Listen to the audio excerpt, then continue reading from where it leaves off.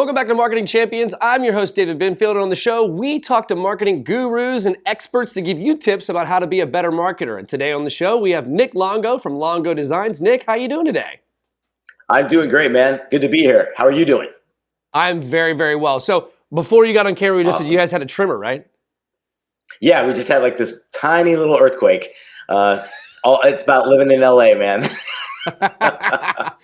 Wow. We got to get one on camera next, right? Yeah.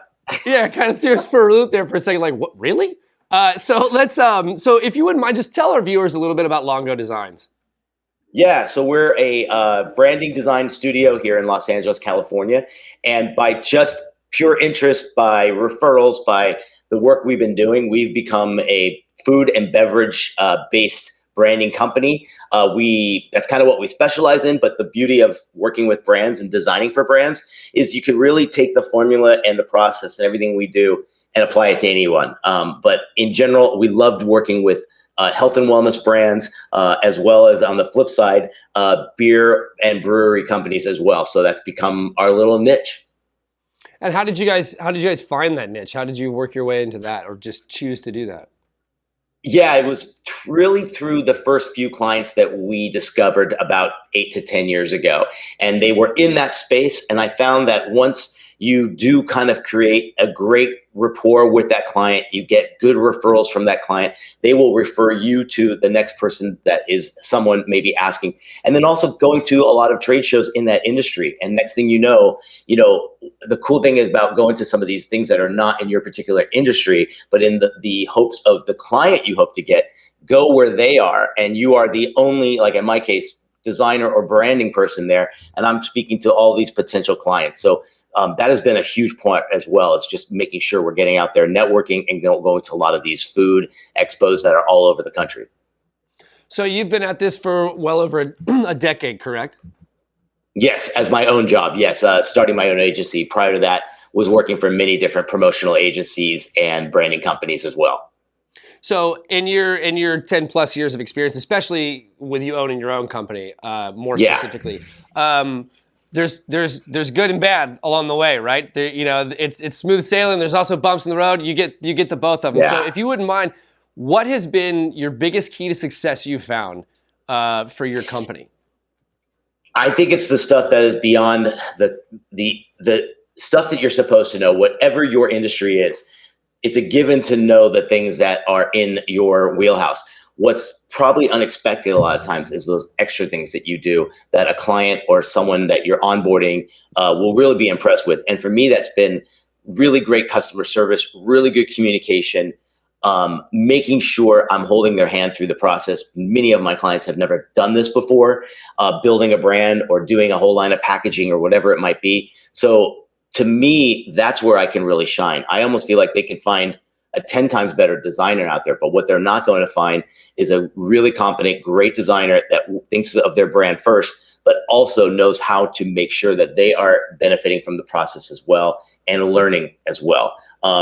Secondly, I would say is that trying to shift them into understanding that we're not designing for you, the stakeholder, we're designing for the consumer and the person that's going to be buying your product, and trying to show them the difference of that. So it's not their personal preference that allows the design and the strategy and everything to go through, but it has to be what your end customer will gravitate to, what they are going to be attracted to in the brand that we're developing. And so we've been really good at communicating that. We built tons of different onboarding kind of documents to show them so they see this and they get the point, and we don't have to spend a lot of time explaining to them that it's not about you, it is about your customer.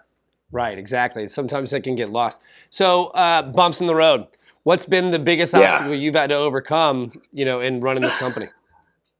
I think it's I say it's, and this is all stuff that you just keep in the back of your mind, but I think we're so groomed to know that you're going to go to school, you graduate, you get your job, you make your promotions, and you get to where you are, and you're employed. And I still feel like that's the default, even though I've been doing this now on my own for 10 years. I still feel like I'm pretending. It's such a weird imposter syndrome. And so many people talk about that you're still going to go back to a real job one of these days and grow up. And it's so funny how we think that way. And I got to just get that out of my system because look, it's been 10 years. There have been, obviously some hurdles. I could give you a few more examples, but that's number one for me. It always is that back of mind thing.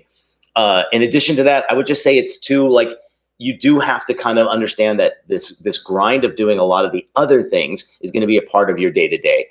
You're now the salesman. You're now the HR rep. You are now, the finance person. You are now doing the invoicing, and you hopefully can build up to a point where you can have added people either on staff or contracted to do it. And there are great third-party apps to use as well that help you with that. But it is you 100%. So you are wearing a lot of different hats. And what my best advice is, if that is not you just personally, and you like to be siloed into one area and take care of that, maybe going into your own business is not probably the right thing to do, because then those are roadblocks at that point. I can jump over these by just hard work, but if it's something like a wall in front of you, it's kind of impossible to get over. Yeah, so I guess you'd say, like, no, first of all, you need to know who you are, what your strengths and weaknesses are, and if that's exactly the process. And then once you get into it, I mean, you've been doing it, like you said, for 10 years, and this is it, man. Yeah, I hope so.